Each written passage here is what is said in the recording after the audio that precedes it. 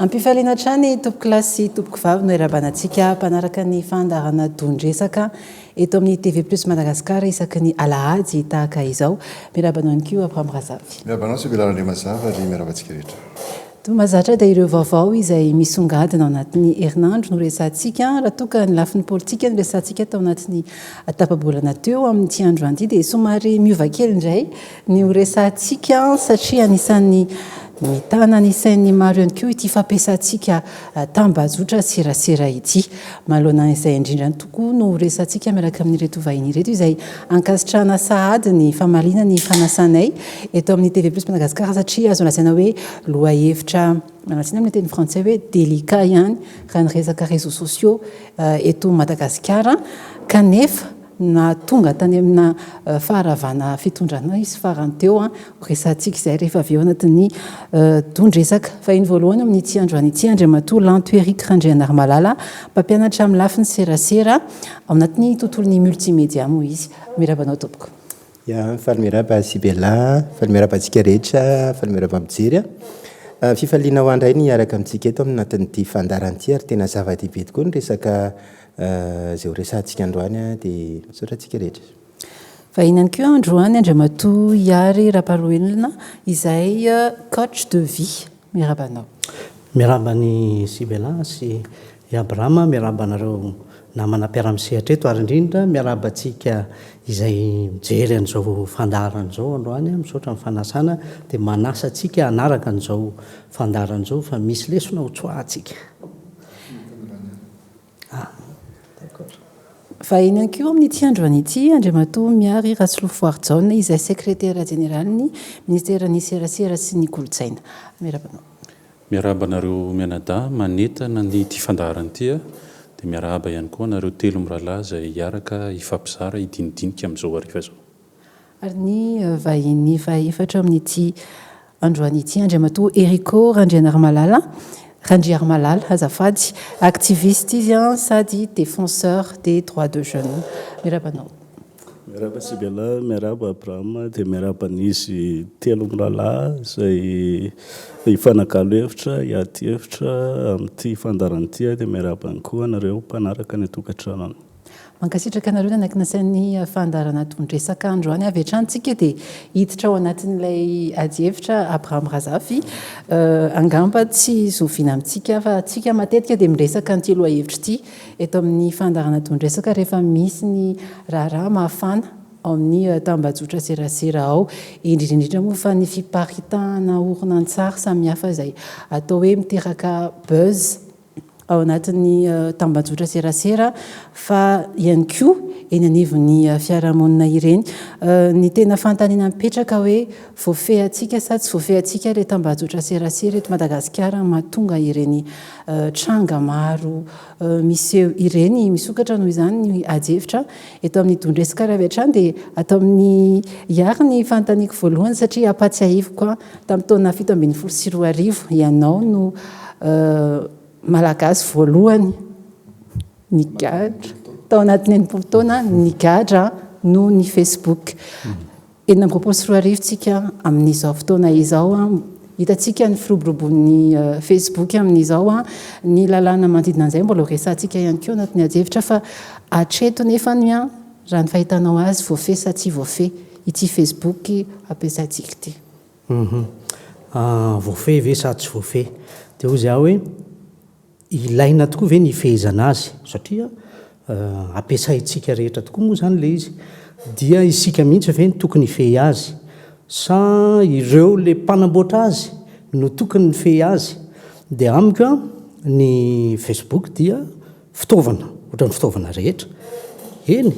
rehefa mampiasa fitaovana tsika ahafahantsika manao zavatra anankiray amin'ny alalan'iny fitaovana iny dia ilaintsika ny fehezana le fitaovana mba tsy aratra n'le fitaovantsika na mamono olona le fitaovana fa ny hevitro zany mikasika an'io le hoe Facebook ny tokony fehezina dia hoe le olombelona mampiasa azy ny tokony fehezina ny tokony mifehy ny tenany zay zany satria satria le olombelona zany no mampita hevitra ny olombelona no mampita zavatra, le olombelona manao buzz, ny olombelona mijery zavatra tiany sy zavatra mahaliana azy ao anatin'la Facebook. Dia itsika zany na misy io Facebook io na tsisy, raha ohatra handray zavatra ratsy tsika ao anatin'la Facebook dia mandray zavatra ratsy foana, na amin'ny alàna Facebook na lalàna fiainana rehetrarehetra na aiza na aiza. Rehefa hanao ratsy tsika dia manao ratsy foana, na misy ny Facebook na tsisy ny Facebook, fitaovana fotsiny zany io. Dia izay zany hoe isika ny tokony mitaiza tena mba hay ampiasa n'la Facebook hanaovana ny zavatra tokony ataontsika. Rehefa mbola ankizy moa zany tsy mahay mifehy tena, dia nareo ray aman-dreny zany no tenenina hoe ampianaro ny zanakareo ahay ifehy tena, dia rehefa mahay ny fehy ny tenany izy dia hainy ny mampiasa ny fitaovana rehefa avy eo. Zay zany hevitra mikasika iny. Ny Facebook moa zany tamin'ny voalohany dia hoe fifandraisan'ny samy mpianatra tany États-Unis. Ary ny hypothèse tamin'izany zany tamin'ny namorana ny Facebook manokana ankoatra ny réseau social hafa ny tikitena dia hoe ny fiainan'le olona zany no zarainy dia mba misy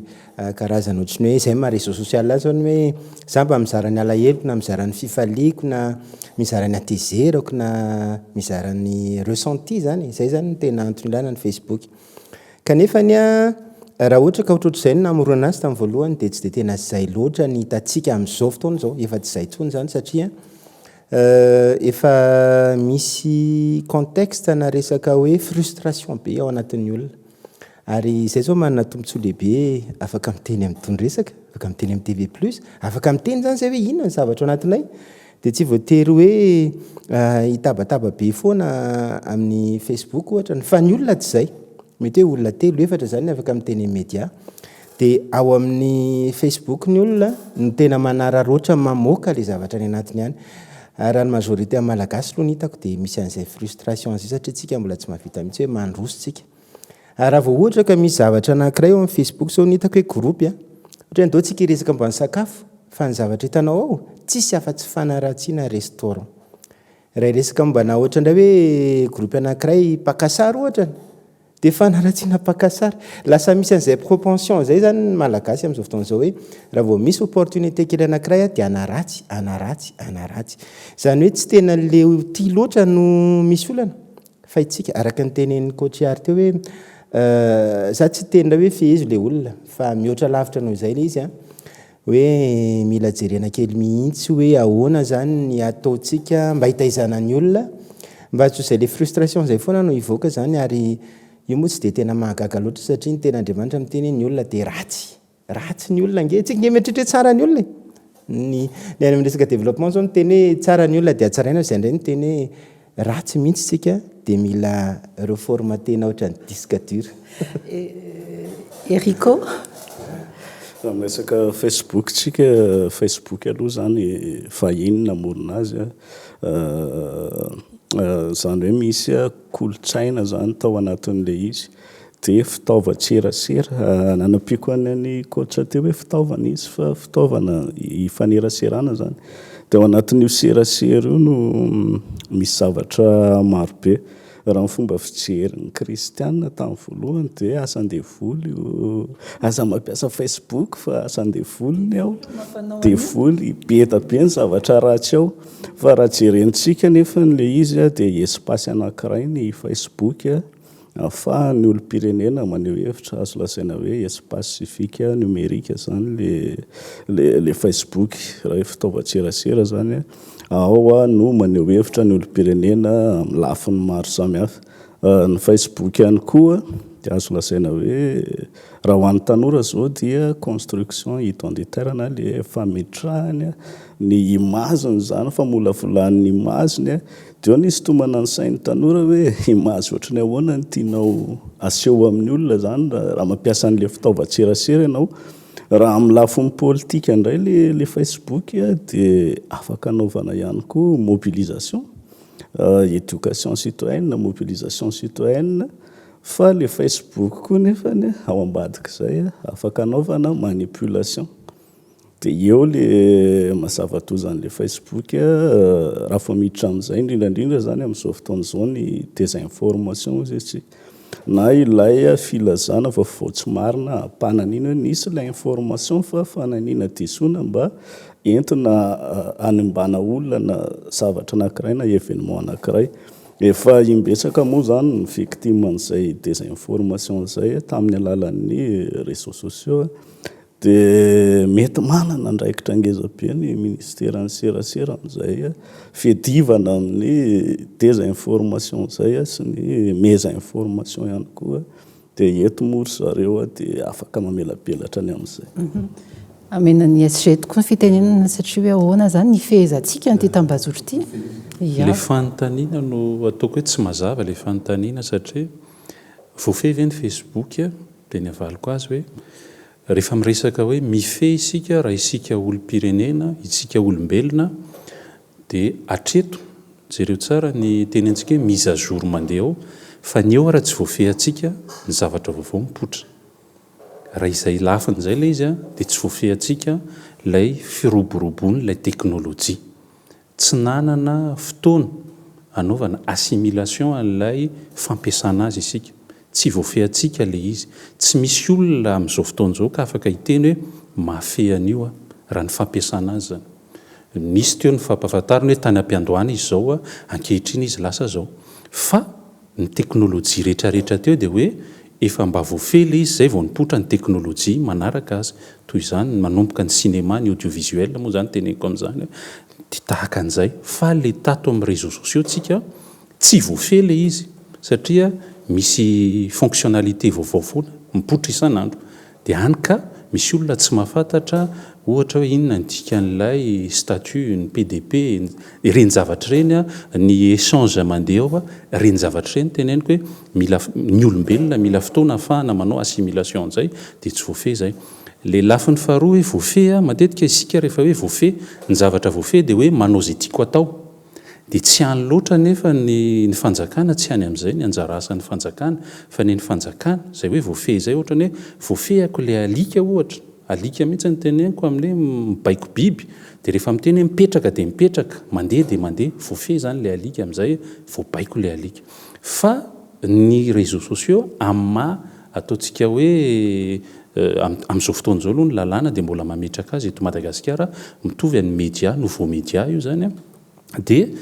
misy asa be da be tokony ho atao, misy asa efa natomboka amin'izao fotoan'izao fa tsy any amin'ilay fehezina loatra fa arindra sy alamina. Mila arindra, mila alamina ny réseaux sociaux fa tsy hoe mila fehezina ny fampiasana azy. Mikevitra amin'izay hoe ary amin'ny ataon'izay hoe fandrindrana fehezina satria azo lazaina hoe mikabraraka tsika na tiatsika na tsy tiatsika kabraraka ny réseaux sociaux amin'izao. Eny mbola tazomika any le hevitra teo hoe tsy le réseaux sociaux no ilaina fehezina na arindra amin'ny hevitro fa le olona mampiasa azy. Le réseaux sociaux araka ny lazaiko teo dia fitaovana tamin'ny fahampanjaka teo andohalo ny mpanjaka no mamory olona dia manandratra ny feony miresaka amin'ny vahoaka. Tateoriana no nisy ny sonorisation dia mampiasa sonorisation izy mihitatra kokoa ny olona maheno an'le kabary izay ataon'le olona amin'ny kabary eo zany. Dia nandeha any tateoriana misy ny radio sy ny télé dia vao maika mihitatra ny olona afaka ampitanao an'le hevitra ao. Le Facebook zany tateoriana dia mitovy amin'ireo tsisy hafa fa ny fitaovana fotsiny zany mahasamy hafa azy ampita ny zavatra tiako ampitaina ako amin'ny alalan'le réseaux sociaux satria efa eritreretiko hoe ianona sy anona sy anona sy anona sy anona zany zao mahita an'ity sy maheno an'ity maharay an'le afatra sy le zavatra tiako ampitaina aminy. Zay zany le izy fitaovana fotsiny io fa afaka miresaka amin'ny télé ohatran'izao na miresaka amin'ny radio ampita ny hevitro. Raha ohatra fitaizana zany zao ohatra ny no tena pitaiko dia afaka ataoko amin'izany, afaka ataoko amin'ny télé, afaka ataoko amin'ny eny amin'ny micro eny an-dalana, afaka ataoko amin'ny Facebook. Dia noho izany ile hevitro sy le izay manaparitaka izay ampitaiko foana no tompona ndraikitra amiko fa iny dia fitaovana ohatra ny fitaovana rehetra fotsiny zany io Facebook io. Dia le izy hoe fehezina ny Facebook zany dia hoe raha ampiasa ordinateur tsy ordinateur io ny ilaiko fehezina. hoe haiko daholy ny fonction rehetrarehetra sy ny zavatra rehetra ao anatin'io tsy zay ny tiako atao fa inona ny tiako ampiasana ny ordinateur dia izay zavatra tiako ampiasain'izay no rehefa haiko dia azoko lazainy hoe bon mafe ordinateur tsy zay fa mahavita ny zavatra ataoko amin'ny alalan'ny ordinateur ohatr'izay zany nresako an'le izy inona ny tianao atao inona ny tiana ampitaina raha misy zao ny faharatsiana rehetra mivoaka amin'ny alalan'ny Facebook ny fanaratsiana misy olona ray ohatra dia miainga daholo ny fanaratsiana sy ny sisa lasa fanampitehana fiainan'olona raha tsy nisy Facebook io dia tery amin'ny arabe le tovavy ny makasary mitanjaka dia mitovy any tsy nange hoe fitaovana io hoe marina fa hoe fitaovana ohatran'ny fitaovana rehetrarehetra fa na ny fitaovana ary raisitsika ohatra hoe fitaovam-pitaterana ny tomobile fa misy fandrindrana hoe rehefa conduite à droite ny firenena anankiray dia makany amin'ny à droite fa tsy samy manao izay tiany atao satria raha tsy izany dia fandratra hifamono eto amin'ny alalan'izay fitaovana izay zay le fantaniana petraka hoe ilaina ve izay fandrindrana izay sa ve avela satria fitaovana io dia ohatran'ny fitaovana ho sy ary teo dia samy io mampiasa n'le fitaovana fa satria mitandrina zany izy aloha zany hoe feny Facebook zany zavatra sarotra na resaka teknika zany na amin'ny resaka hoe politika horaisinao ifehezana Facebook zany tena zavatra sarotra zany fa na izany ary raha manao analyse kely tsika dia ahoana firafitra Facebook io firafitra Facebook io dia misy olona influent io misy influenceur zany misy mahatratra hoe ray tapitrisa ohatra ny olona manaraka anazy ary na tonga anazy be mpanaraka tsy ny fahindreny fa ny adalany zay ny zavatra hitako raha ohatra zany ianao miteny amin'ny Facebook ny zavatra teneninao zavatra mitombona tsara foana zavatra mahafinaritra dia minoa marimarina ianao fa visy kokoa mpanaraka anao no le olona mampidera ny fitanjahany satria nahoana satria izay hoa le olombelona zany zay dia le algorithme koa ka li zany tena hoe raha ohatra manao publication anao ka ao anatin'ny 30 secondes ray minitra misy manao j'aime misy manao partage toa dia vetivety kely dia be dia be miparitaka in'le zavatra teneninao iny zany kanefany zay zavatra izay tsy mitranga raha ohatra ka tsy zavatra tena manaitra ny olona ary zavatra manaitra ny olona ny zavatra ratsy dia izay zany mahatonga l'izy hoe ny olona be mpanaraka dia matetika ny olona zay mivéhicule zavatra ohatrany hoe tsy mahasoa ny fiarahamonina fa ny zavatra loza amin'ilay nefa dia hoe avy eo amin'izay zany le olona influenceur zany dia le olona ohatr'izay dia avy eo zany le fiarahamonina mihitsy no lasa ohatr'izay ary efa manomboka conditionné mihitsy zany tsika amin'izao fotoana izao hoe raha tia alaza ianao dia manao zavatra daladala ianao tsy voatery ho daladala fa raha manao zavatra raha ohatra ianao tia alaza dia manao zavatra miteniteny foana mampime sy ny karazany ary le izy eo no mahatonga le Facebook lasa manimba amin'izao fotoana izao satria ny fanampitehana ny fanalambaraka sy ny zavatra ohatr'izany zany tena malaza ary izay moa rehefa elaela nanao Facebook dia efa fantatra ilay izy dia manomboka izay koa manao stratégie hoe ahoana ny tonga ty zavatra apitako ty mety hiparita kokoa raha hiteny fotsiny zany hoe teny zavatra anankiray positif dia tsisy ahita zany iny fa raha ohatra ka micréer polémique dia anomboka isy anohatra iny dia anomboka isy tsikery iny dia anomboka isy anao partage iny dia mipita kokoa ohatra zany fa le izy zany lasa zay zany sisa stratégie ataonao mba hapita ny hevitra ao satria tsy tafita mihitsy zany ny hevitra ao raha vao ohatra ka raha tsy micréer discussion le izy dia nefa n'izay zavatra koa tsy voatery hoe tsara satria lasa miteraka adihevitra be zany ary ny farany amaranako zarateneniko hoe anisan'ny olana amin'ny Facebook dia izao le olona le tena tokony hizara tsy samy zara ntsona satria vao manomboka mizara ianao dia any aminao daholo ny ataka rehetrarehetra ary tena misy communauté mihitsy zay moa kristiana anay zany dia zay miteny zavatra maro isan-karazany tsy voatery ho zakan'ny olona fa ren'le olona iriakilany reny tena manana communauté mihitsy tonga dia miara-metaky ianao tena hoe direct zany kristiana ny tena manana an'izany communauté lasiko aloha fa tena au contraire tena miteny aminao iary vao maloratra jesosy fotsiny tonga dia kristiana lasy aloha tena teneniko anao zany ndray mahatsapy hoe contraire amin'izay ry ary za mipiara-miangona aminay fa ataoko hoe raha manao publication angamba rabe indrindra olona raina roa no manaraka ny zatra resaka koa fa zareo tena tsisy manao Facebook mihitsy satria nitezana ao amin'izay satria hoe tsy tokony ady hevitra tsy tokony ivéhicule zavatra ohatr' zany le zay ny tena hoe ny olana zany amaranako azy tsy ny fahabetsahany zavatra ratsy ny olana fa ny fahavetsiny zavatra tsara Isan'ny adihevitra ihany koa zao any amina firenena hafa hoe ferana ny ora ampiasana ny tambazotra sosialy indrindra ho an'ny ankizy ho an'ny tanora.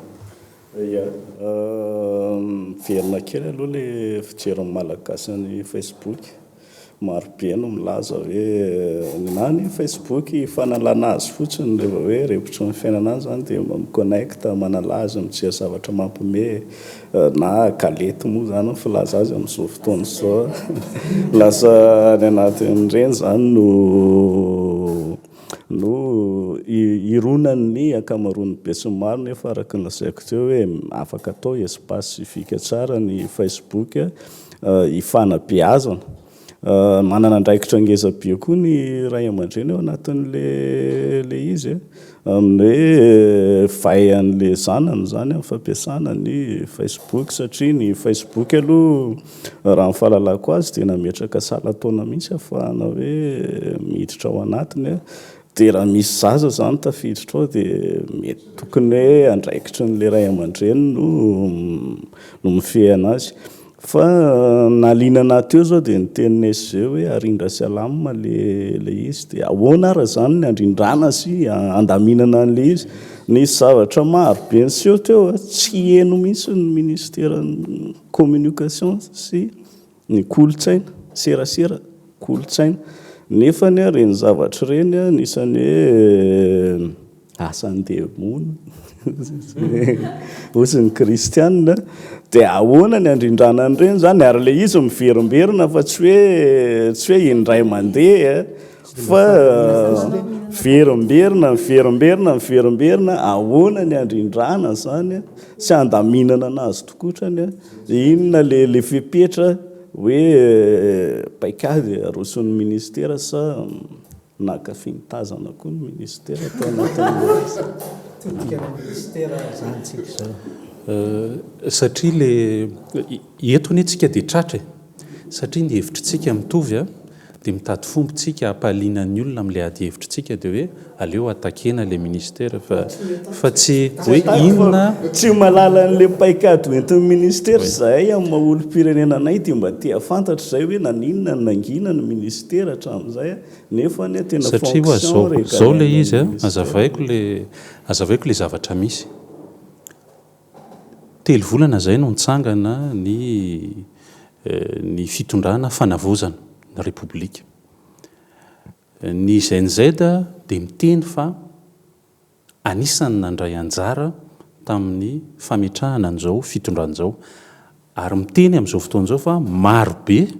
ny zavatra tsy mifanaraka amin'ny zavatra ny takiana teny an-dalambe ary ampiarina raha hiteny zany tsika ao anatin'ny tontolo tserasera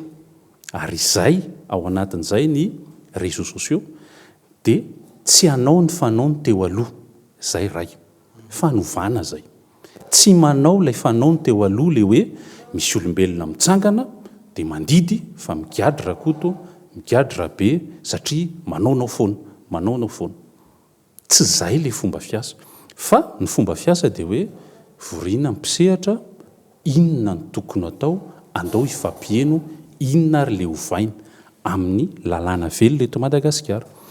tapany voalohany vita tamin'ny fikitihana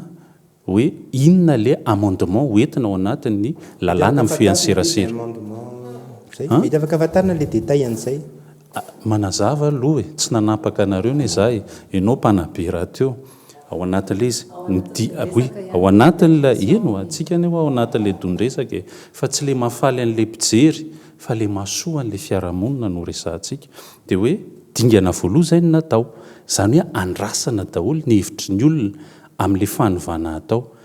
dia misy amendement noentina tany manontany nareo inona ny noentina atao efa lany teo anivony ny filan-kevitry ny gouvernemanta sy ny filan-kevitry ny ministra hoe ireo amendement reo teboka maika na mpikaikaika atsika rehetrarehetra ohatra ahoana reto amandy ahoana reto fanagadrana nefa hoentinary amin'ny code pénal foana le izy hoentinary amin'le atteinte à la liberté inona ty atteinte à la sûreté de l'état foana no entina reny zavatra reny kitihana ahoana ihany koa ny tena fiarovana ny mpanao gazety hoe andao ovana lay mahakasika ny ho lavitry ny mpanao gazety eo mba atao hoe tsy ny ministera na zay fahefana mijoro no afaka manolotra candidat ka azo atao anisan'ny kitihana ireo zavatra nampikaikaiky atsika rehetra tsy ny ministera ny nandrafitra azy fa natsona ny mpanao gazety rehetrarehetra dia mananganina reo komité dia atolory izay zavatra izay dia iny no entina teo amin'ny filan-kevitry ny gouvernemanta sy ministra dia iny no ho ampandalovina ny parlement tsy nijanona tamin'izay fa misy zavatra betabe toy ny kitihana ohatra hoe lalàna momba ny information à caractère public accès à l'information à caractère public zany hoe ahoana nisy ny tena tamberina ndraikitry ny fanjakana sy ireo rafitra rehetra manana anjara asa ao anaty fiarahamonina na orinasa azy io dia hatramin'izay mibloquena tao anatin'ny conseil dia tsy mipasy fa ny filan-kevitry ny gouvernemanta sy ny ministra dia nandefan'io ary teny anivon'ny parlementa io ny somary ny bloqué misy député miteny hoe tsy ampy anay le fotoana andiniana azy dia tsy maintsy hoentina amin'ny fivoriana manaraka amin'ity taona enina amby roapolo sy roa arivo ity fa raha miverina amin'le Facebook dia teneniko hoe miditra midingana faharoa tsika izao le dingana faharoa misy tanàna folo anaovana regroupement ny acteur hoe lalàna tahaka ny ahoana ary sa inona no kitihana mbola ho voantso ao anatin'izany nareo satria mikarakaran'izany ny direction générale ny communication amin'izao fotoana izao inona le ho atao mahakasika ny réseaux sociaux sy ny anabaka rehetrarehetra ka androany zany nareo raha miteny hoe inona ny paika tsy manao an'le nataony teo aloha ary andao ifampiresaka isika zay zavatra izay mila apetraka mazava zay raha miteny mantsy ianareo hoe ka jere le izy miverimberina be da be dia mitovy hevitra aminareo za hoe le izy ange tsy resaka teknôlôjia fotsiny no fehezina za dia mbola mametraka an'izay hoe ny temps d'assimilation ny évolution technologique tsy ampy intellectuellement Madagasikara ambany ny faripahaizan'ny malagasy nareo firenena mandroso ireo raha tsy nanana an'izay maika fa isika eto Madagasikara dia ny zavatra imasoana dia ao anatiny hoe andao ary hiara-hiasa isika hitaizan'ilay olombelona mikirakira an'ireo fitaovan-tserasera ireo satria za tsy hiditra amin'ilay hoe asan-devoly io na tsy asan-devoly fa ilay olombelona ne no mahatonga an'io ny toetra n'olombelona ne no mahatonga an'io dia ny lalàna mifehy zany amintsika miteny zao lalàna mifehy dia mbola lalàna ny serasera raha iteny zany tsika hoe misy inona nilazantsika azy hoe fiseho mamofady hitatsika misy an'izay tsy avy hatrany dia le olombelona le manao mamofady fa iny lasa arovana fa le nanaparitaka azy misy fihetsika ratsy ary marina izay satria manao fanalam-baraka zavatra efa mamofady mbola zaraina sanatriany vava raha raisintsika amin'ny hoe fiainantsika andavanandro ohatran'izao dia hoe za manana sariny ialako tsiny fa sy belany hitako eto manana sariny bridana dia mbola omeko anao satria latsaka tetsy le sary dia omeko anao da ny ty-aparitao dia andao apetaka ireny toetra ratsy anay zany fitezana ny manala an'izany fa tsy misy hoe teknôlôjia lo pour amintsika miteny zao azo atao zany raha teknôlôjia fa misy fiatraikany any amin'ilay antsoina hoe liberté dia anjarantsika zany mandanjalanja satria misy hoe fandoavana lamandy fanagadrana raha ho an'ny kany ary manokana zao dia tonga tany miresaka fanagadrana mihitsy satria izy ny admin na page anankiray nanao fanaratsiana olo hoe za resaka hoe fanasazena izay satria eo foana manko le aya tononiko manokana ny namana Soalimosa zay mpiakatra teto amindondresaka ary hitantsika na raha faran'izay natria amteo lasa ohatrany naverina tany amin'ny resaka teny kianja le izy hoe tsika miditra anaty fahalalana izy hitantsika maneho hevitra ao anaty Facebook atraiza zay fahalalana maneho hevitra ao anatin'ny Facebook zay inona ny azony satria le izy avadika any amin'le resaka hoe délit hafa foana na dia expression na dia expression no atao zao le zavatra misy maka ohatra avy eo anjarantsika no tsika zany zao média ampitany honohonontsika sa mba tena anao an'ilay investigation ny mpanao gazety anjarantsika ny mametraka an'izay satria nisy olombelona ray ny teny hoe honohono mifaneho-kevitra honohono dia lasa avoaka amin'ny plateau dia lasa mahazo écho zay dia zay no mivoaka ataovy aloha le fanadihadiana sy bela hoe tena zay ve zoanao no manontany an'izany ny any amin'ny fanadihadiana any dia avy eo atsahatra eo le izy raha tsy zay fa zao rehefa miresaka tsika hoe fandraisana andraikitra dia hoy aho hoe tsy le fanaony teo aloha fa izahay efa nisy zao misy page anankiray a rehefa nisy ny démission ana tompon'andraikitra ambony anankiray teny amin'ny présidence dia fananiana tao zany avoaka les déclarations ny OMC tamin'ny fa octobre insa 2025 fa tsy asiana contexte tsy asiana hoe date na inona ty ohatrany hoe misy démission ry dia iny fa misy miaramila officier miteny dia inona ny zavatra nataonay ny antso ny ministère amin'ny alalan'ny direction générale ny communication azafady indrindra tompoko fa inona ny tena tanjonareo amin'ny famoahana ny vidéo io a fa itsika ifampitaiza aoka tsy anakorotana raha le taloha dia tonga dia atteinte la sûreté de l'état dia migatra fa fifampiresahany serasera ministère ny serasera mifampiantso tsy mbola tsy voaindray zany a fa pejy maromaro ny nataon'izay hoe ohatra ny endrika fanakorontanany zany ataonareo zany dia mifampiantso dia ny fialatsininy zareo moa azafady tompoko fa mpianatrasany nanao an'iny dia sendra mba nahazo izy a dia ianareo ve dia mieritreritra amina fotoana anankiray hoe misy démission ana officier dia avy eo alefa le izy dia hoe mpianadra rano manao an'iny itenenana antsika hoe tsy le fomba fiasany teo aloha tompoko ary tena nefa le izy tena atteinte à la sûreté de l'état fa tsy hoentina ohatran'izay le izy satria hitanao le izy hoe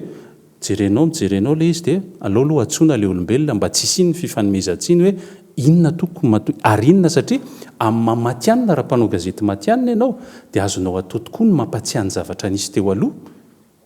satria izay hoe mba tsy hiverenany fahadisoana fa contextualisenao le izy hoe zavatra nitranga tany aloha ty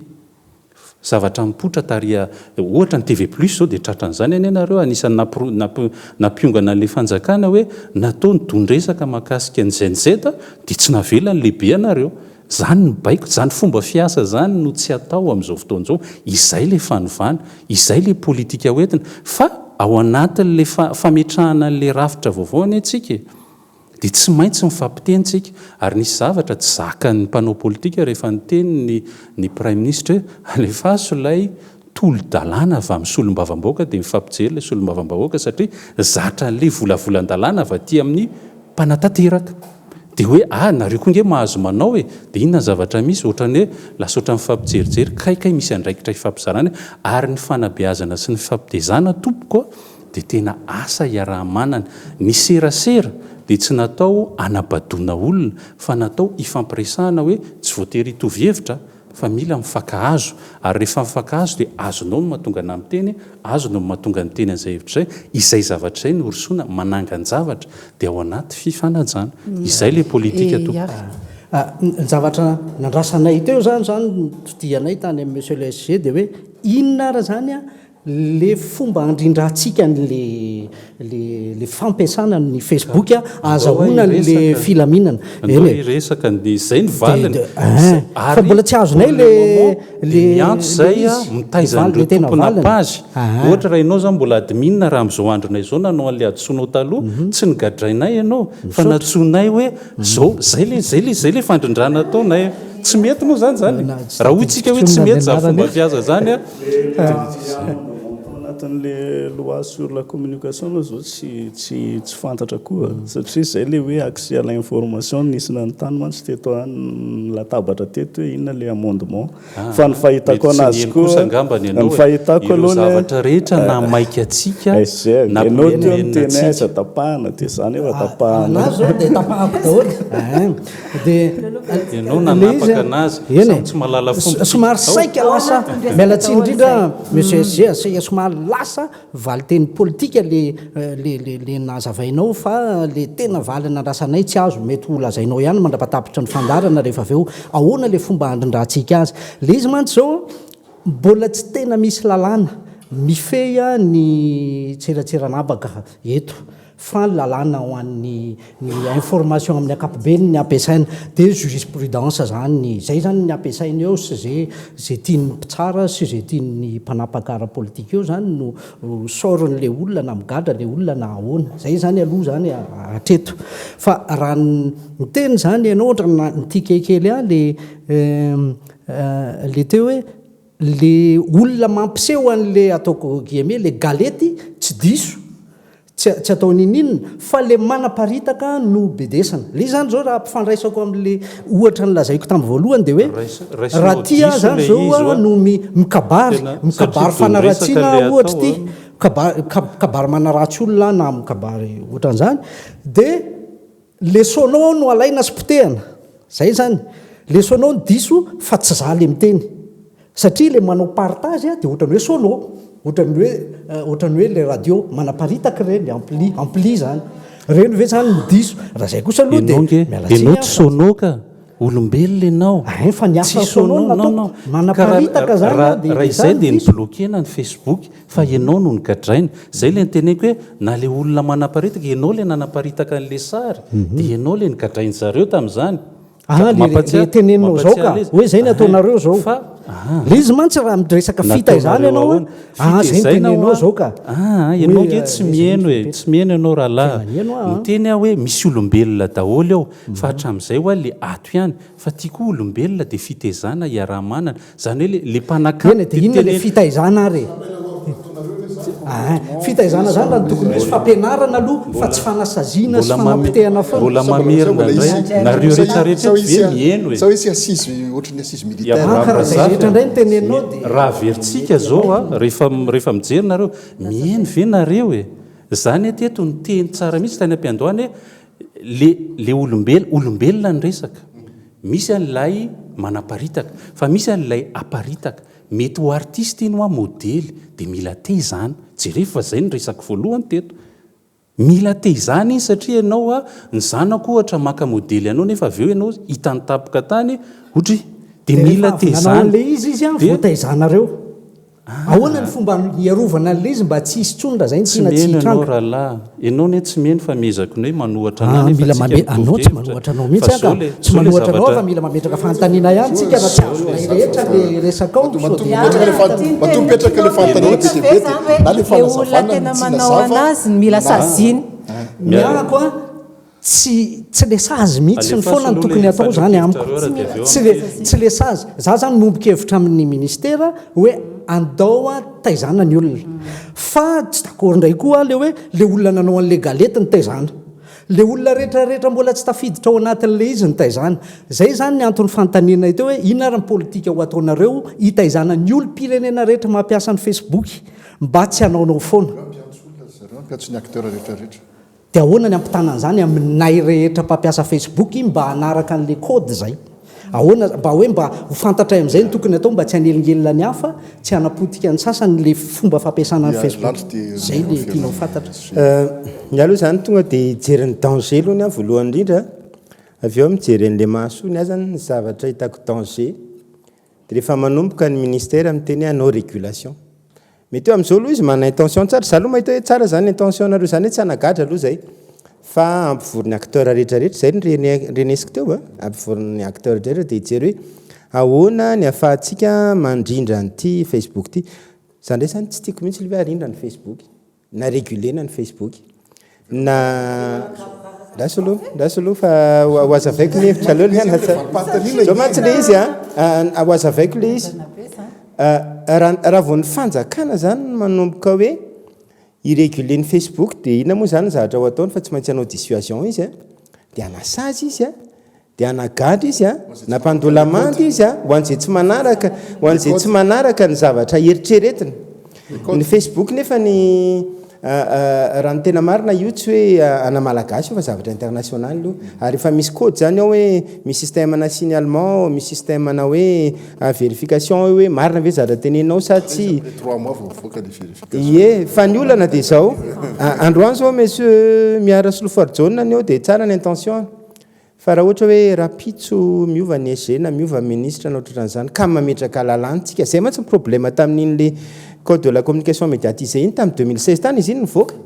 dia tamin'izy vao nivoaka moa zany ry ara-panoelona no victime voalohany fa zao na efa nisolo ara le fitondrana taty amin'ny nanomboka tonga zany 2018 dia tena iny lalàna nataony HVM iny mihitsy nanapotehany HVM ny mpanohatra anazy le mpitondra teo aloha zany nampiasain'ny TGV tena ny HVM zany hoe le lalàna zany tena antsy io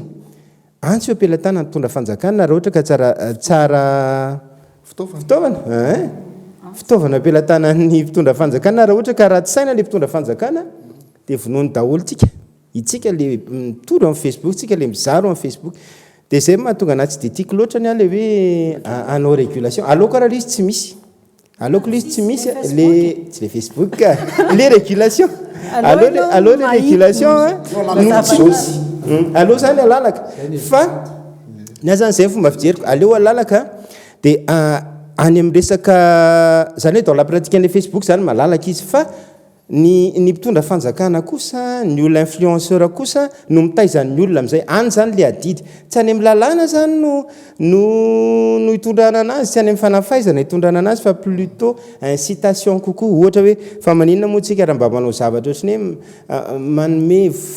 valiny tsara ho an'ny olona manao zavatra tsara io ma tsy nao Facebook ny zavatra ratsy any ratsy tsika olombelona ratsy tsika olombelona ratsy ka eo itsy le izy tsika tsy voamevy zavatra ratsy rasiny aza avaiko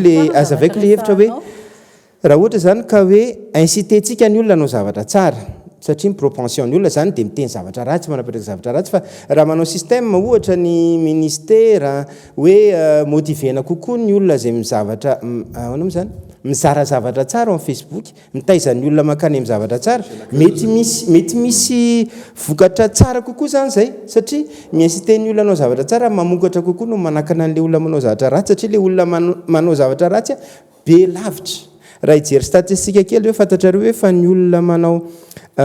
réseaux sociaux eto Madagasikara any ka 4 millions ahoana no anakananao an'izany hoe fomba igeren'olona 4 millions zany sarotra be zany raha ohatra izy era Madagasikara 12% fa raha eto Antananarivo izy zao 30 à 50%. Iriko miveo manaiky an'izay satria hoe ahoana resaka hoe fanalambaraka fanaparitahana vaovao tsy marina ao anaty hoe avelanlalaka fotsiny zao ny lanto zany dia ohatra hoe mampiasa arabe tsika tomobile beta be ny tomobile mandeha fa aza asiana code de la route fa saherantsika zany raha ive an'le izy ny tiako lazaina kely teo le hoe accès à l'information sy le loi sur la communication raha niteny teo SG dia hoe natsona ny petsehatra ny mpanao gazety any zany le petsehatra nitsona tamin'le communication ny serasera rehefa dinihana tokoa le lalàna ny serasera dia tena fiarovana amin'ny mpanao gazety dia satria teo aloha zany raha ohatra ka hoe misy mpanao gazety manao fahadisoana dia enjean'le fanjakana hoe atteinte à la sûreté de l'État fa vadika zany le lalàna atao hoe délit de presse iny dia amin'izao fotoana izao nefa voamaly zao ny izy etsika nataonay misy des informations be samy malatsika iny natao hoe des informations mpanao gazety io ary gazety sy tambazotra zay mba fantatra hoe manana maizy azy nanana ny expérience nefa ny manao an'le des informations dia tsy ilana zany le lalàna amin'izay fotoana izay fa afaka manao an'izay ve tsika aza valiana aloha tapaka le fil didiako hoe dia rehefa mpanao gazety fe zany manao an'izay ohatra des informations dia délit de presse zay nefa ny ohatra hoe mety animba fiainan'olona le izy na vondron'olona raha izay faharoa manarakaraka an'izay tamin'ny monsieur le ministre vao hirotsaka député izy tamin'izay dia nisy adihevitra fanabeazan'olom-pirenena nataonay tamin'izany fotoana zany mahakasika ny hoe lalàna fiarovana ny défenseur des droits de l'homme sy ny hoe lanceur d'alerte io moa zany mbola mila faritana koa hoe zay milaza ho lanceur d'alerte fe tena lanceur d'alerte inona daholo ny zay zao ilaina be amin'izao fotoana izao ny dépense fa mampatsiahy fotsiny hoe tonga eo amin'ny ministera ary izy sady solombavam-bahoaka izy teo aloha aiza ny initiative an'izay lalàna zay tena za zany mba hangataka fitenenana ataoko mpanajana le izy ataoko mpanajana le allo meko anazy le izy zay le niteneniko hoe tapany faharoa amin'ny resantsika ny alefako fa raha nanaraka vaovao ianao dia zay le etapy ao anatin'la anabaka famaritana ny statut an'ireo olona rehetrarehetra zay ny teneninao zay tafiditra zay créateur de contenu influenceur olona maromaro teto ny seraserainao fa tsisy nahazo ny serasera nataonao teo na ny tany ianao hoe meno anavy ianao azonareo ve le dia maromaro teto ny tsy nahazo an'le faly tena zay hoa le izy hoetiko le fahatanorana zany tsy maninona zay a misy dingana ny lalam-piainana dia rehefa mimatomatotra dia manangon-javatra aloha vao miresaka fa nanareo telo mirahalara dia nareo ihany mifanohatra inona le politika anareo période na refondation tsika zao tsy gouvernement élu no mipetraka eto ka nanana politika na mpanantenana fa niainga tamina mouvement nisy aspiration populaire tafiditra tao anatin'io ny amin'ny sehatra ny serasera tsy maintsy raisiny reny tompoko ninonina lalana fa tsy afaka tonga dia mametraka fa misy lalatsaina hoe tsy anao ny fanao ny teo aloha anala ny fahadisoany teo aloha zay le politika zany raha ohatra ka raha politika ny angatahanareo aminay fa le lalàna ho arafitra rehetrarehetra tsy maintsy itsika rehetrarehetra niarany tolona no mametraka azy zay le lalana mandeha amin'izao fotoana izao zay ny lalana misy ka raha miteninareo hoe aiza le politika nareo ihany mamaly za aloha tsy asiana régulation dia ny lalàna tompoko dia tena apetrako ny lalàna ialako tsiny fa tsy natao anasaziana fotsiny fa ny lalàna dia anaovana ihany koa misy apahany adinitsika promotion ana droit inona ny zoako dia anisany arovan'ilay lalàna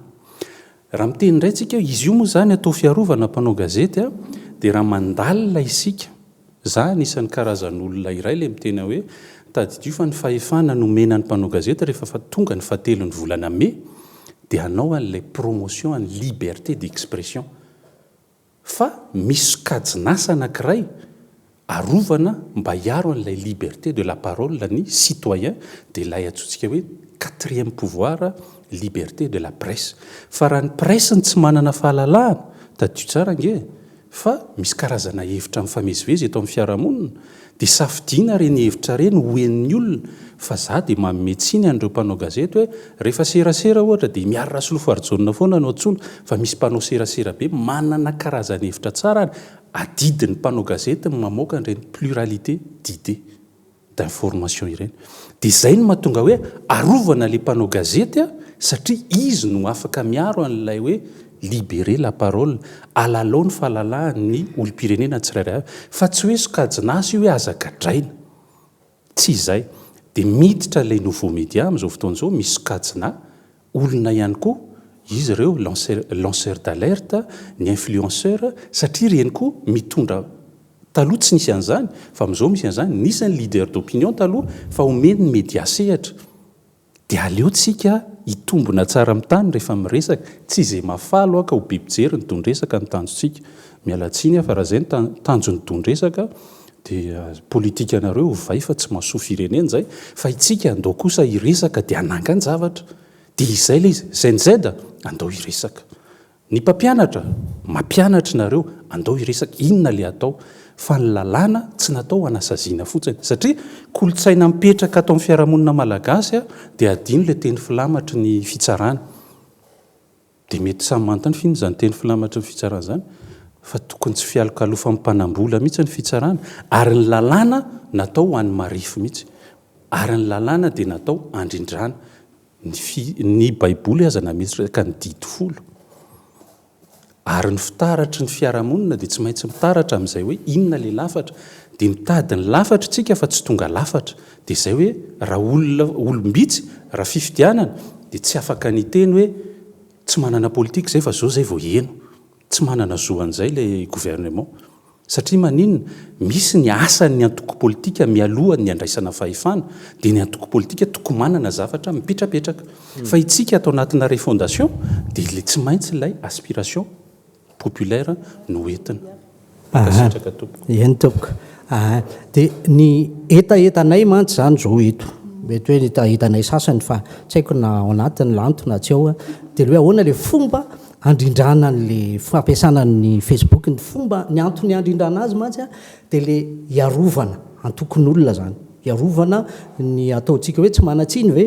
iarovana niza moa zany ny antony anaovana an'le fandrindrana zany so dia misy olona victime le fanjakana sa le vahoaka zay indrindra fanjakana ve le tokony arovana sa le vahoaka satria iarovatena titeny satria zany zao raha miresaka n'le buz ratsy na hoe galety ozy nareo sy ny sisa iza zany ny tokony arovana amin'le izy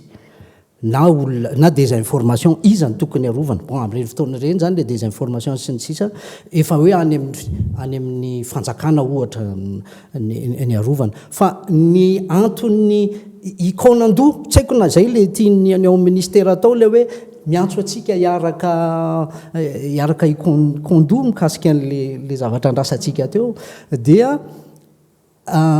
inona zany le ataotsika mba ho afaka mamoaka ny fahalalahany ny zo fototra amin'ny fahalalahana maneho hevitra foana ny olona fa tsy voatery hoe tsy maintsy gagidrana fa na voafehife zany hoe afaka mamoaka ny fahalalahany amin'ny maneho hevitra sy nijara vaovao ny olona fa tsy manao victime zay zany zao le tokony atao tsy misy olona voaratra na simba n'iny le fahalalan'ny olona maneho hevitra iny zay le tokony atao zany asa raha mipita zay hevitra zay dia tokony manana araka ny tenin'ny monsieur l'SG teo dia tokony manana nyjoan'ny olona manana ny fahalalahany aneho hevitra zay anie zany le Facebook ka raha ohatra ka régularisé zay zao le izy zao manana zo ny olona fa raha ohatra régulena zany le izy hoe ianona sy ianona ihany mahazo mampiasa Facebook tsy mahazo manao Facebook rehefa ohatra zao dia feperina be dia efa voafatona indray zany le olona amin'ny fahalalahany zay mihitsy satria voatonona ny fandarana tondrisaka teo mialatsiny SG folo taona nisy ny fandarana tondrisaka izay anisan'ny nankalazan'izay folo taona izay ny fandarana tondrisaka sy belarandre mazava nefa fahiny matetika tety ihany koa ny SG fandarana tondrisaka tsy hoe akory isariana ny mpijery amina fomba batbuz araka ny resahana teo fa sihatra anankiray débat contradictoire ny eto amin'ny tondrisaka ahafahana maneho hevitra na avy amin'ny ankolafina na avy amin'ny ankolafina tsy voatery politika tsy voatery social fa izay actualité resahana atao anatin'ny herinandro dia resahantsika eto amin'ny tondrisaka tsy natao akory hoe isariana ny buz na hoe hitadiavana n'izay arak'izay voaresaka teo izay fa izay ny mahatondresaka ny tondresaka atao anatin'izay folo taona nisy fandarana tondresaka izay ary izay ihany koa mbola nametrahana hatramin'ny voalohany hoe izay ny mahatondresaka anazy fa tsy ohatry ny any am-piangonana akory mialatsiny amin'ny lantoka hoe mihety dia toriteny lanto dia miainy daholo izay fa ataontsika anatina firalaina ataontsika anatina fifanajana ny fandresen-dahatra sy ny fifampiresana eto amin'ny fandarana ny anasany tonga dia approche idéologique any hitondrako azy hoe tsy any am-piangonana ty tsy toriteny fa resaka tena approche idéologique mihitsy hoe mijery amin'ny firenena eran'izao tontolo izao tsika dia isan'ny firenena mamela ny olona hiteny malalaka dia isan'ny firenena milimiten'ny olona hiteny ohatra ny régime totalitaire rehetra dia tena milimité an'io Facebook io ny sinoa zao any Chine zao tena sarotra zany anao Facebook zany misy ihany mba raha mampiasa VPN ianao na ohatrany fa manana ny réseaux sociaux izy fa zahatra contrôler ny fanjakana ny any Russie aloha tsy haiko zany tsy manala tsara fa ny fantatro fotsiny raha vao régime totalitaire ohatra ny any Iran ohatra ny any Arabie Saoudite sy ren'le firenena zay tsy mahazaka hoe ny olona maneho ny heviny dia Facebook io ny tapahany voalohany indrindra par contre kosa raha ohatra ianao mijery hoe firenena hafa izay manana fomba fisainana mivelatra be izay misy fifandimbiasam-pahefana tena hitanao mihitsy hoe avy any amin'ny Biden dia mivadika any amin'ny Trump dia tsy haiko indray nao amadika eo dia ireo tena malalaka zay nanompa ny Donald Trump amin'ny Facebook ary ianao tsy mikado zany ianao satria izay mihitsy le tena toetsaindrareo hoe avy alao ny olona lalaka avy alao ny olona hiteny izay tiany tenenina fa io kosa ny anefany misy danger foana aloha le izy misy revers foana ny ao ambadika ka zay nefany mety gagy ianao hoe mety gagy ianao hoe za miteny aleo alalaka le satria zany hitako mivelatra kokoa rehefa malalaka miteny malalaka le olona mamaly noho hoe feperana le izy ary io tena mitondra io zany ohatra ny tsena ihany rehefa ohatra zany ny olona tsirairay avy samy mamatitra ny vidin'ny entany dia misy équilibre eo rehefa avy eo zany hoe izao no tena tokony vidiny zay zany économie de marché zany zany zatra mifandray daholo zany hoe ny fahalalahana miteny ny économie de marché nampandroso ny firenena toy izany za zao mahita hoe ny mahatonga ny frantsay ny totongana amin'izao fotoan'izao dia efa nanomboka izy a nanidy ny resaka serasera any fransany tsy malalaka be zany efa miteny ianao zao raha ohatra iza zao miteny amin'ny tony resaka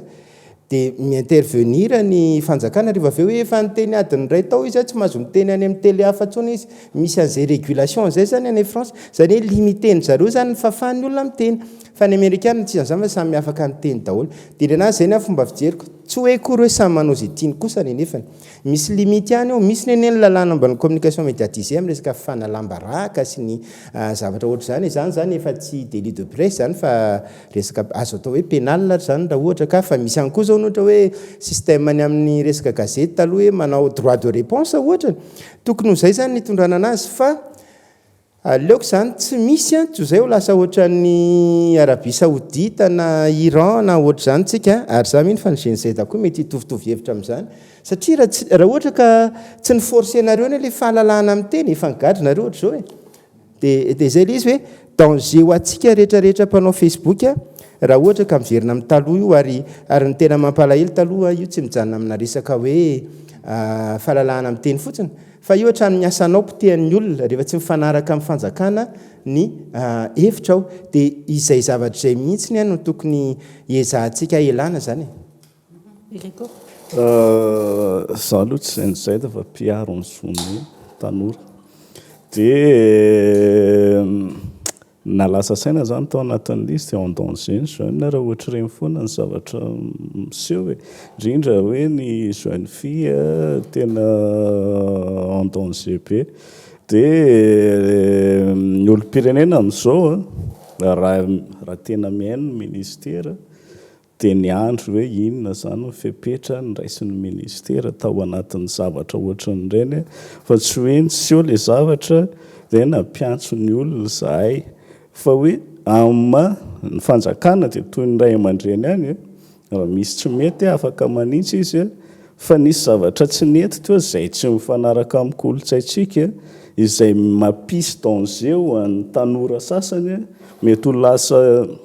kolotsaina ve le izy rehefa kelikely eo nefa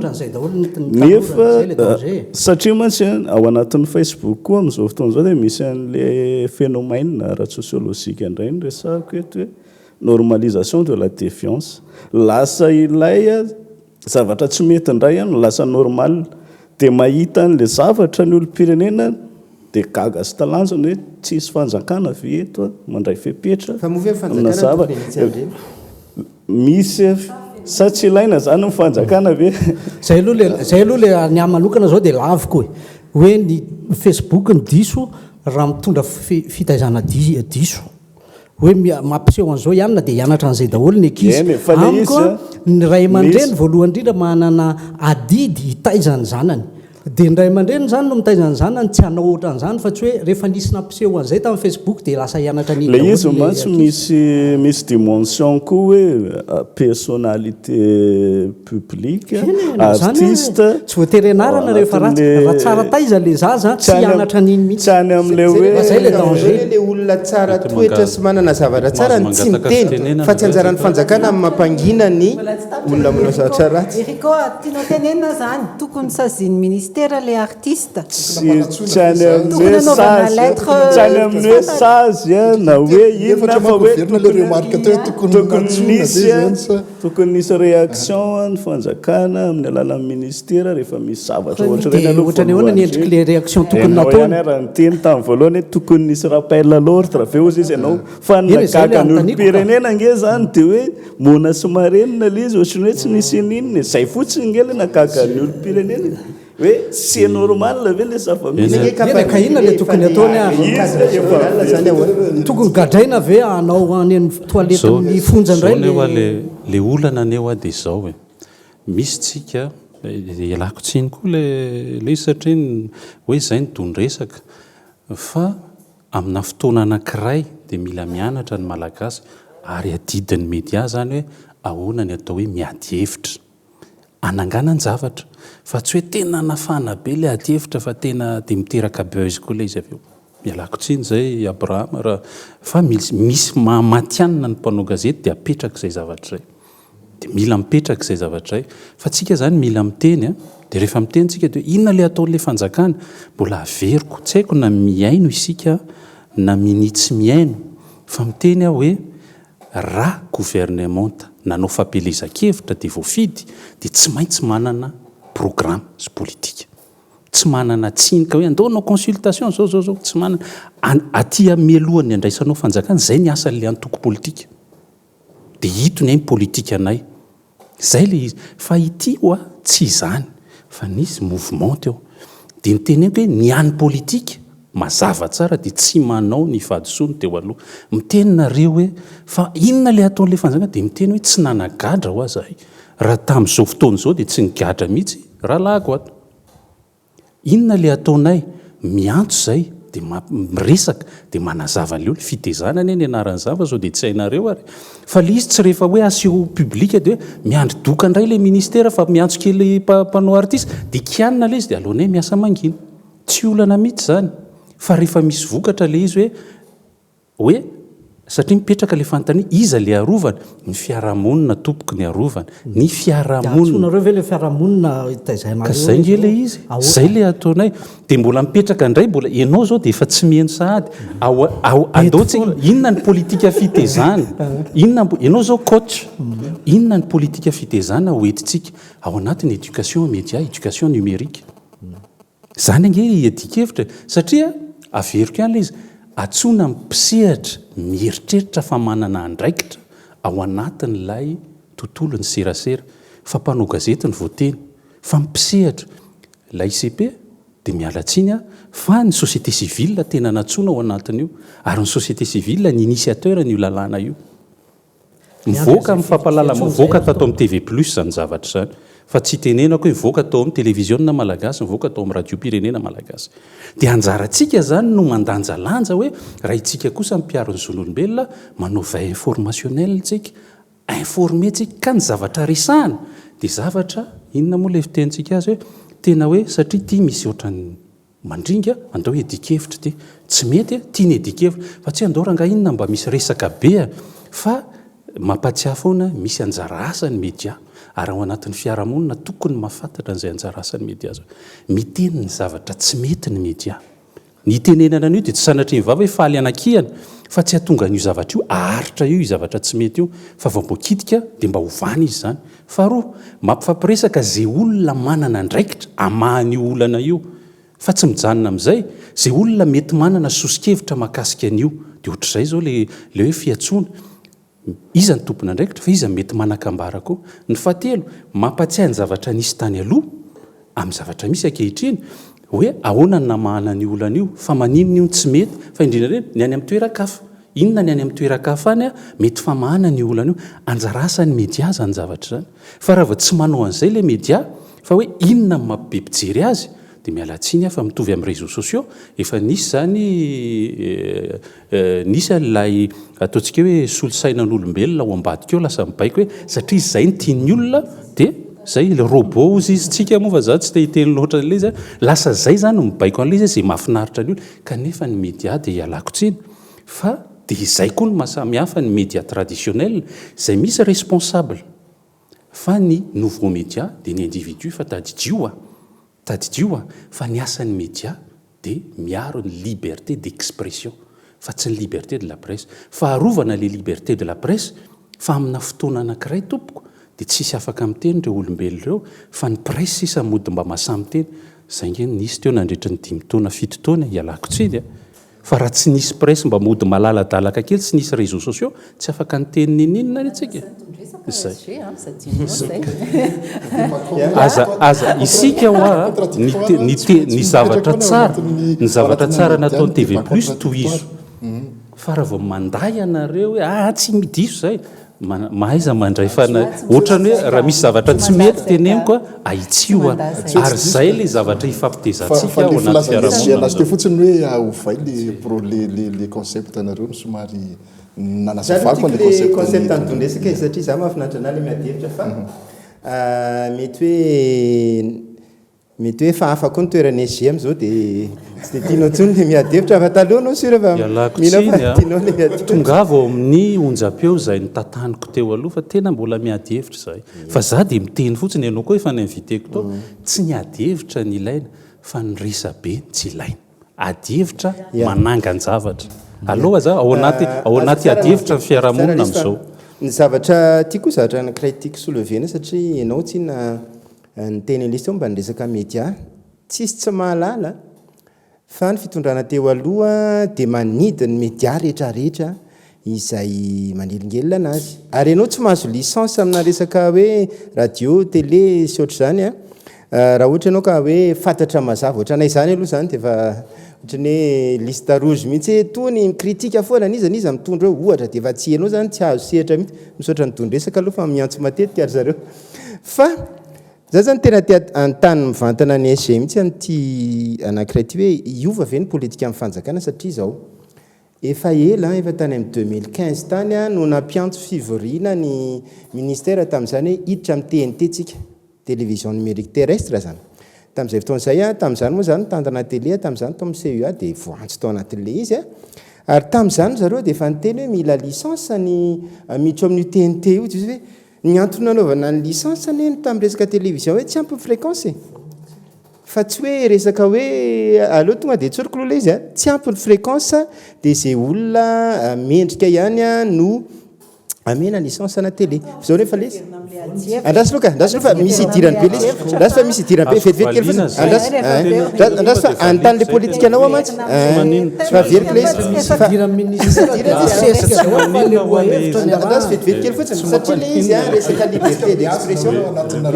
vetivety fotsiny a dia manontany le politika anareo amin'izao fotoana izao nareo ve andeha ho any amin'izay fahalalana zay satria raha ny fahalalana ny fréquence-na numérika tsy laninao zany raha vadika numérika zany fréquence na télé io na mbola 100 na mbola 200 na mbola 300 fa tao anaty fampiantsoana le patron de presse tery aloha izy teny fa ianareo ihany no teny malalaka izy dia aloha izy tiako le fanontaniany dia aloha izy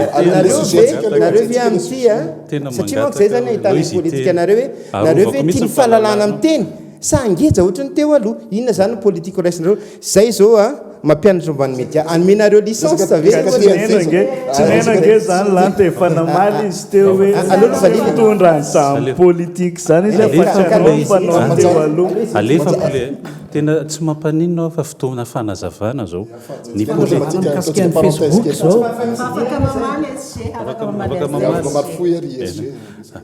teneninareo fola izy nefa anazava satria be tabe ny manontany ale ny politika mahakasika n'ilay fanjakana fanavozana dia averiko tsy manao ny fahadisoana sy ny tsy mety nataony teo aloha zay le izy tsy tompoko tsy hoe alalahana na tsy any le izy le licence ny tsy azontsika ny délivrance na licence vaovao fa satria noentina tao anatin'le fanavozana dia hoe andao ahena ny fracture informationnelle dikan'izany mila mitovy ny information azon'ny malagasy rehetra dia ao anatin'izay fanavozana zay hoe amina toerana tena tsy vitany fanjakana ka raha mangataka nareo dia omena le izy fa raha isisika eto Antananarivo ianareo dia miteny ny artec ao zao ny zavatra mandeha amin'izao fotoana zao dia reprise d'activité misy demande an'izany ao efa manana licence izy fa tsy nandeha dia nyretiren'ny artec ny fréquence dia omena autorisation andohara fa tsisy resaka politique ty fa ekena le izy tonga any amin'ny artec izy tsisy tsony le fréquence raha eto Antananarivo ianao ny angataka dia feno le fréquence dia raha miditra TNT indray tsika dia satria le licence zao rehefa nampiantso ny patron de presse dia hoe manontanian'ireo média y compris ny TV plus fa tsy manana an'izany cahier de charge zany ange resaka fotsiny ane zany fa aseho matériellement fa tsisy an'izany aneo volet 1 sy volet 2 fa ny ao anatin'ny cahier de charge dia misy ny mahakasika ny média rehetrarehetra ny politika hoentin'le izy ny commercial ny mahakasika ny mpiasa tena nianatra ve dia ahoana ny contrat misy an'izany ao anatin'io dia tafiditra ao anatin'io ny contenu tompoko ary tadidio fa ny contenu dia tsy maintsy manaja ny sotoavina misy ao anatin'ilay fiarahamonina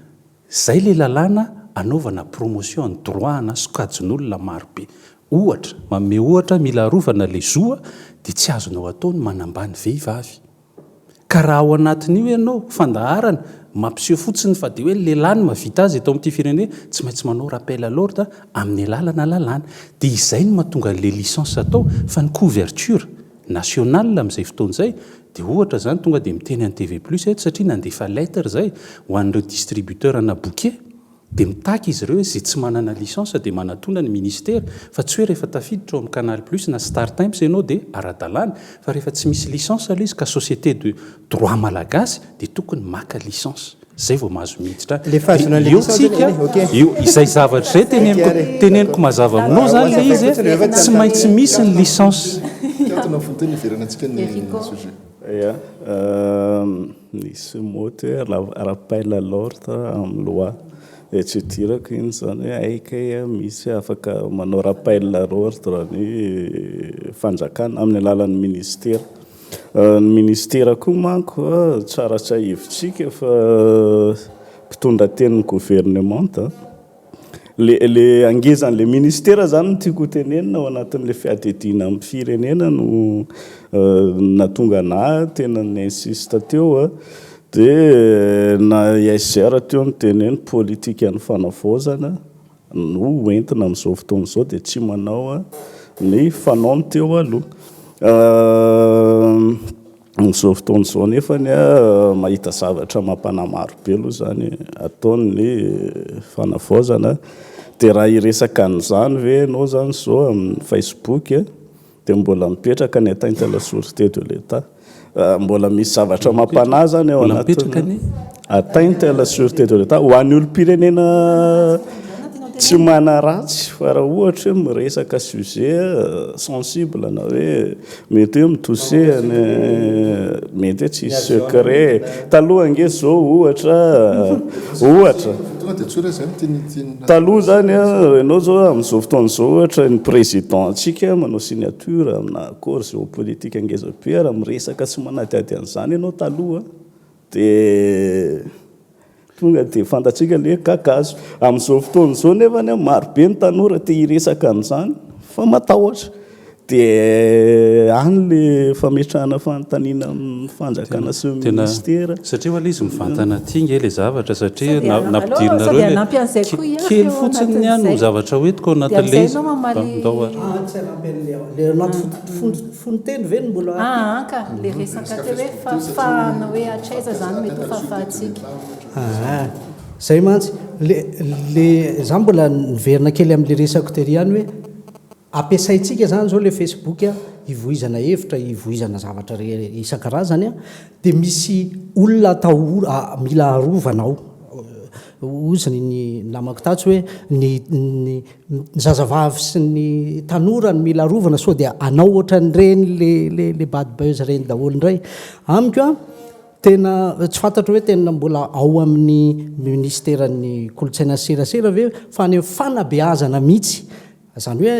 raha iaro zany tsika dia any amin'le fanabeazana mihitsy le olona tsirairay le ampiasan'le Facebook zany no mila beazana inona ny zavatra tokony ataony inona ny zavatra tsy tokony ataony jirina ao anatin'ny fandaram-pianarana tsy fantatra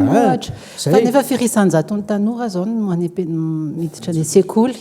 zay koa nge paramètre mila jerena le izy zany tena olana lehibe mihitsy amin'le resaka fanabeazana dia tokony ampianarina daholo ireo na tsy tena any an-tsekoly azy any fanabeazana mihitsy io fa tsy Facebook ny olana tsy ny artiste manao bad buzz sy ny sisany olana tsy reny ny olana te alaza dia malaza moa izy le izany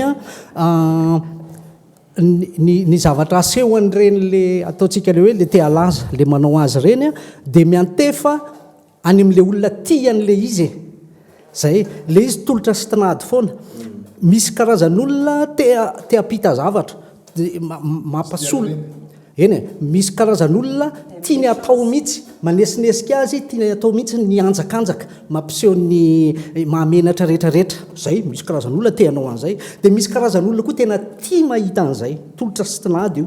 fa misy zao ny karazan'olona tsy mila te ahita an'izany akory dia tsy mahita zay le algorithme be dia be ny olona miteny hoe zavatra ratsy foana ny ao loza foana ny ao tsisy afa-tsy devoly sy ny zao ny ao Facebook fa iny ny tiany matoa iny ny potra foana ny aminy za zao ohatra za zao tsy nahita an'izany galetinareo zany mihitsy tsy mahafantatra an'izany anefa nisy fotoana i abrahama teto ny teny hoe amin'ny 4 maraina dia efa amin'ny facebook amin'ny 10 alina vao miala eo fa tsy mahita an'izany satria tsy te hahita an'izany nitiako tenenina dia tsisy vokany ratsy ny zavatra ataon'le olona ray raha tsy misy olona vonina andray an'iny dia eo tolotra sy tsy lanty foana le izy dia raha miteny zany lanto tao hoe zareo mampalahelo mihitsy ny pub ny lanto tsisy mpijery mihitsy satria mitory-teny sy mba zavatra tsara ny ataony fa le manaratsy ihany ny be mpijery dia ny tiako antanina ny lanto zany raha noho le izy tsara ve dia ny olona efa tsara tsy te hijery an'le izy tsony zany hoe tsara daholo zany ny olona eto ny olona matoa tsisy mpijery le zavatra tsara aminao fa fananany daholo le anatra lazay ny lanto zany dia sa ratsy ny olona dia le zavatra ratsy ny tiany olona jerena misy eny mbola mifampiresaka nareo roalahy rehefa vita le fandaharana fa za hiteny an'le izy satria hoa za eto tsy sanatrina izazo mihitsy ny aro ny tsy mety ataon'ny fanjakana gaga ihany satria ohatrany hoe andao atoetona ataony dondresaka zany hoe matahotra ny tanora hiteny tsisy tanora matahotra zany zao namako ianao mpiaro ny zo ny tanora tsisy tanora za vao nahita tanora zao nanevateva ny maître Iantra en tant que ministre miparitaka be amin'ny Facebook zao mitsangana mihitsy ny tanora zay eona amin'ny inona moa reto vondrona afrikana tonga eto amintsika ny tanora zao zay omeo seza zay vao tsisy tanora matahotra zany zao fa le mahasosotra atsika dia hoe maninona ary tsy mibilisatra mba fanagadrana kely sy manao deriva kely le fanjakana satria hoa ny politika dia tsy amerina ny ratsy ataon'le teo aloha ka le fananarana le hoe miantso dia mifampiresaka manao rappel à l'ordre dia naran'izany hoe tinge le lalàna fa tsy voatery ampahafantarina ny olona le izy hoe fa le manao deriva no antsony azavana anazy izy zany ny ataonay fa le hoe hoentina tsy zay le izy fanasaziny zany tsy sazy le olona sazy anezany atsonay le tsy manova zavatra ho an'le fiarovany zany fa izy fotsiny resahana no atsonay le olombelona nanao le zavatra tsy mety anarinay satria raha io ny tsy kitihana dia ozy io fa tsisy samiteny andao ataondray andao ampitomboana dia izay zavatra fa raha mitentsika hoe matahotra firy ny fanakianana amin'ny zavatra tsy mety ataon'ny fanjakana ao anatin'ny FB na eny ve tsika hoe gadra inona ary le atahorana zany amin'izao tena mialatsiny afa sao dia mba Madagasikara hafa raha sao dia Madagasikara 2025 le jeren'ny mpiaro ny zony tanora fa le tanora zao niaro anareo za tena mahita an'izany le tanora ny miaro ary za koa dia mametraka KMT komity miaro ny tolona nge SE secrétaire exécutif an'izany resaka ifanaovanay misy tsy mety ka za raha mbola miala amin'izany hoe tsy mety teo aloha no atao dia ialako tsisy tanora matahotra eto rahalahako tsy misy an'izany eto mety ianao ngamba matahotra ngamba dia tonga fanahina sy ny tahotra tsy fantatra hoe ahoana fa ny tanora zao tena miteny jereo tsara fa misy émission Facebook ny izain'izay miteny zay ny tenenina fa anaty fifanajana nenona raha very zareo zao ka tsika eto miteny hoe ataovy le réseaux sociaux tsisy manakihana izy tsisy manasazy izy fa maninona ianao tsy meno anazy ao partageo amin'ny comptenao le izy amin'ny pagenao le izy dia henony olona le izy asay voentin'ny TV plus ato anatiny contenu extrait le zavatra ataony tanora zay kosa aloha tsy afaka hibaiko an'ny TV plus hoe tia tompoko andriamatoa Abraham Razafy Sibela dia alefaso tsy afaka anao an'izany zay le liberté fa tadidio fa ny libéralisme koa dia diso le fitenenana hoe ny tsara dia mamono ny ratsy foana mialatsiny fa izay ny lalàna nge dia fitsipika hifampifehezana ary izay le hoe andao hifampiresaka ametraka n'le fitsipika hifampifehezana ao anatin'le tontolon'ny serasera mba hampisandratra ka manomboka le izy dia henonareo ny antso ny direction générale ny communication mikarakara azy tanàna folo eto Madagasikara misy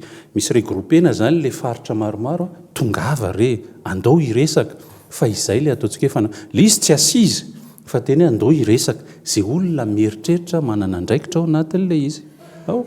tapresady ny fotoanantsika tamin'ity androanty metsika ray minitra avy izy ireo tondrana hafatra ao amin'ny mpijery amin'izao alina izao aloha tonga dia tombontsika eto amin'ny lanto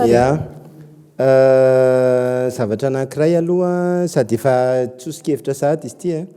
hoe averika ilay zavatra anteneniko tamin'ny voalohany tsika hoa tsy havita andraran'ny olona tsy teniteny foana zany tsy havita andraran'ny olona zany tsika hoe aza mitanjatanjaka eran'ny Facebook na ho sazianao raha zay manao ny ataony eo sarotra be zay stratégie zay mety ho symbolika le izy dia mety ahomby ihany fa limité le izy fa ny andray zany mety hoe miantso ny média hoe alohantsika tsy hanana an'ilay toe-tsain'ilay mpanao Facebook ndraindray manko le zavatra miparitaka be eo amin'ny Facebook zany mbola amplifientsika amin'ny média dia ohatrany hoe nazahatra tsisy dikany ary le izy dia lasa ohatrany hoe indray zany malaza dia zay zany normalement zany ny vaovao avoaka amin'ny télé satria misy zany matoa amin'ny teny ny vaovao mivoaka amin'ny télé indray le zavatra anaty Facebook ndreo lahenany amin'ny télé nefa le olona namoaka anazy tao amin'ny Facebook tsy journaliste tsy manana déontologie tsy manana éthique tsy manana objectivité dia maika koa zany tsika lasa midina au niveau an'ilay olona tsy nianatra resaka serasera akory fa dia mandeha amin'izy ary zay zavatra zay no anisany hitako hoe mampidina ny lenta ny resaka firenena mihitsy satria tsika toa tsy adintsika ny resaka le eo amin'ny impact amin'ny firenena zany lasa le lasa le anina zany lasa le firenena zany amin'izao fotoana zao lasa Facebook no mitondra azy mialatsiny fa zavatra marina zany na ny teo alohany amin'izao rehefa ohatra zavatra mafanafana eo amin'ny Facebook dia mandray andraikitra ny fanjakana hoe andao aingana ka décision mban'ity nisy fotoana moa zany namoaka zavatra tamin'ny Facebook dia nanao conférence de presse le ministre tamin'izay tsy tena entsany ity Facebook ty kanefa tsy tokony ho zay tsy tokony ho zay zany le izy fa tokony hoe anjaran'ny média za zany tsy teny hoe fanjakana anjaran'ny média zay matanjaka kokoa noho ny Facebook no mitondra ny olona hoe aty ny lalana aloha mba ny olona zay manana zavatra tsara no omena sehatra aloha mba ny olona zay manana zavatra positif mitondra rehefa mpandrosoana no amena émission kokoa satria zay mihitsy zany le olana zay le olana mba hisy tena toe-tsaina vaovao zany eto amin'ity fireneny ity fa tsy hidina amin'le niveau an'le akabetsahan'ny malagasy azo lazaina hoe tsy dia tena nianatra loatra ny resantsika teto moa zany ny Facebook sy ny zava-miseho ao anatiny dia tokony tsy normalisena le zavatra efa hita hoe tsy normal samy mafantatsika hoe misy zavatra tsy normal nefa tsy mitenitsika tsy fantatra hoe nahoana dia misy andraikitra zay andrasan'ny olom-pirenena amin'ny mpitondra dia tsara ataon'ny mpitondra misy serasera mazava fahana mahita an'izay satria eo amin'ilay fiarovana ny tanora le hoe mety ho lasa normalisen'ny tanora le izy rehefa hita hoe ay tsisy miteny na ny mpitondra fivavahana na ny mpitondra fanjakana donc c'est normal dans notre société zao zavatra zao dia lasa zay le hoe normalisation de la déviance dia zay fotsiny tiana tsindrina teo hoe rappel à l'ordre moa izy ny ministera teo ay afaka manao an'izany zareo fa tsara ihany koa mba fantatry ny fiarahamonina zay rappel à l'ordre zay mba misy hoe ay rehefa misy trangan-javatra ohatra zao dia misy tompona andraikitra eto afaka manao an'izay rappel à l'ordre zay dia ny Facebook fitaovana anankiray afaka hitondrana zavatsoa eto amin'ny firenena afaka hanovana ny fomba fitantanana ny firenena fa tsy hoe danger le izy tsy tokony ohatr'izay fa tena afaka hitondrana an'izay fanovana izay dia manantena mba raha ohatra moa zany tsy mbola manana politika mazava ny ministera dia mety ny Facebook ny amoaka an'izay politika izay ao anatin'le refondation le izy efa io ny lalan'ny izao vanim-potoana zao ny lalan'izao fiainan'izao tsy voatanina tsony io hoe efa miroborobo ny Facebook sy ny zavatra numerika rehetra zao ara moa ny mandeha le biometrika dia lazaina hoe misy devolindray iny hoe tafiditra ao anatin'le apokalypsy hoe fa efa io ny lalana efa mandeha amin'io daholo jereo na ny zaza roa taona amin'izao tonga dia efa mahay mikirakira an'io finday io tena hainy tsara mihitsy mampiasa an'io zay ho azy mihitsy zany le génération amin'izao dia mizotra makany amin'ny fomba fampiasana ny information rehetrarehetra ny inona moa ny réseaux sociaux rehetrarehetra zany efa zay le izy fa ny anjarantsika zany zao raha te hiaro an'le izy dia ny atsika ny zanakitsika ny mpianatritsika sy ny zay ananatsika fahefana zay nitaizantsika mba tsy ho victime amin'ny lafy ratsiny information ratsy sy ny inona mozy teo sy ny réseaux sociaux zany zay zany no tokony ataontsika hoe ahoana ny hitaizana ny zanatsika mba tsy ho tia mampiseho vetaveta amin'ny Facebook ohatra fa tsy hoe atsona tsirairay izy manao andreny dia atsonao izy dia izy ny tsy manao fa ny hafa mbola anao dia aoka samy hitaiza ny tandrifiny azy tsika zany hoe ahoana ny toe-tsaina tokony ampiasaina amin'ny fiainantsika tsirairay aloha dia avy eo amin'ny fomba izarantsika an'izany amin'izao tontolo izao satria ny olona rehetra dia taratra fanerasera amin'izao tontolo izao daholo amin'izao dia ny ratsy moa zao zany manaparitaka ratsy ny tsara dia mba manaparitaka tsara ka ampitomboana ilay olona tsara sa hoana ilanto ampitomboana ny olona tsara mba hanaparitaka tsara zay no azo atao dia difotra ho azy eo zany ratsiratsy zay nytetsika tsy roborobo saotra tombo zay teny zay ny andraisako azy hoe ampitomboana ny olona tsara mety ny fivavahana amin'ny ampahany zay fa indrindrandrindra ny fitezana rehefa alohan'ny teny dia ampitomboana aloha ny ato an-tsaina mandinika tsara vao miteny manangona tahirikevitra sy tahirin-tsaina maro zay vao miady hevitra fa rehefa hoe hiady hevitra fotsiny tsika ka tsy manana fisokafa-tsaina dia zava-poana zay ny tontolon'ny tambajotra sosialy na tiatsika na tsy tiatsika dia isika rehetrarehetra no mila mandray andraikitra ary rava tsy misy zay fandraisana andraikitra zay hoe ilaina ny mandrindran'io ny fomba fandrindrana azy ny ady hevitra dia hoe atraiza inona ny atao inona ny tsy atao ahoana no tsy analana n'ilay zo tokony isitrahana ilay zo maneho hevitra ilay zo miteny fa mahatonga makany amin'ilay hoe ahoana kosa ny atonga ilay hoe tsy mamotika fiarahamonina io zay ady hevitra zay no mila hoentina ambony latabatra dia isika rehetrarehetra fa ao anatin'ny fanavozantsika zao dia taddio fa ny atao hoe fanjakana dia isika fa ny tompo-pahefana zay ampindramina fahefana dia miezaka mitondra n'izay etaeta zay ao anatin'ity fanavozana ty mitondra n'ilay etaeta inona ary no atao misy zavatra kely zay mba hors sujet mahakasika ny mpanao gazety dia eto amin'ny farany eto miteny hoe ny mpanao gazety eto Madagasikara mbola tsy mifampiarahaba dia mieritreritra ny eo anivon'ny ministera miaraka amin'ireo mpanao gazety moa zany hoe afaka roa herinandro eo dia tokony isy zay fiarabany zay eto Antananarivo aloha hialana tsininy any amin'ny faritra afaka manao ihany koa fa misy zavatra kely anankiray hoe hiazaka zao atero ny antota-taratasy ho an'ireo zay mendrika omena maro-boninahitra dia izany mba ho apetraka amin'io fotoana io ny an'ireo mpanao gazety zay mahazo an'izany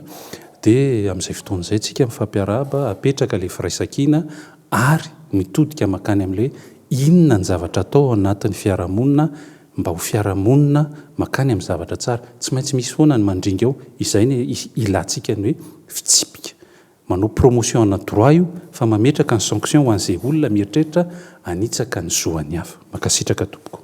mameranatra ny fankasitrahanareo vahiny tao anatin'izay ady hevitra hirariana fa nahalianantsika tany tokantrano ireo fa nazavana zay nentina teto androany tsy adinona koa ny misaotra ny Nescafé izay manolotra kafe ho antsika eto amin'ny fandarana tondresaka eo ihany koa ny mpampiakanjo tena koa Kate Mirène dia maneho fotoana antsika ho amin'ny manaraka indray loha hevitra hafa indray veloma tompoko.